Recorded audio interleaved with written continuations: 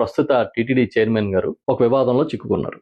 ఒక మహిళతో ఆయనకి సన్నిహిత సంబంధాలు ఉన్నాయని, ఇది కరెక్ట్ అయిన పద్ధతి కాదనేది పెద్ద చర్చ జరుగుతోంది. ఈ సమయంలో చంద్రబాబు నాయుడు గారు ఈ రాష్ట్ర ముఖ్యమంత్రి అసలు ఎలాంటి నిర్ణయం తీసుకోబోతున్నారనేది పెద్ద ఆసక్తిగా ఉంది. ఎందుకంటే ఒక పక్క తన ఇలవేలుపుగా కులదైవంగా భావించే వెంకటేశ్వర స్వామి వారి పవిత్రత, మరొక పక్క తన భుజాన తెలుగుదేశం పార్టీని చంద్రబాబు నాయుడు గారిని మోస్తున్న టీవీ5 దాని అధినేత నాయుడు గారు, ఈ రెండింటి మధ్య ఎలాంటి నిర్ణయం తీసుకుంటారో అనేది ఆసక్తిగానే ఉంది. ఎందుకంటే ఇవాళ చంద్రబాబు నాయుడు గారు చెప్పే మాటలకి చేతలకి పొంతన ఉండదనేది న్యాచురల్ గా అందరూ అంటూ ఉంటారు. కానీ దేవుడి విషయంలో అయినా సరే ఆయన ఎలా నిలబడతాడనేదే కదా ఆసక్తి. ఒక రకంగా నాకేమనిపిస్తుంది అంటే, పాపం చంద్రబాబు నాయుడు గారికి ఇది ఒక అగ్ని పరీక్ష అనిపిస్తుంది. ఇటు దేవుడి పక్షాన్ని నిలబడతాడా, తన్ని దేవుడిగా చూసే నాయుడు పక్షాన్ని నిలబడతాడా, ఆ నాయుడు గారిని కాపాడతాడా అని చూడాలి. ఎందుకంటే ఇంత పెద్ద ఆరోపణలు వచ్చిన వ్యక్తిని పాలక మండలి చైర్మన్ గా ఉంచి అక్కడ ఏ ప్రక్షాళన చేయకపోతే ప్రజలు ఏమనుకుంటారు?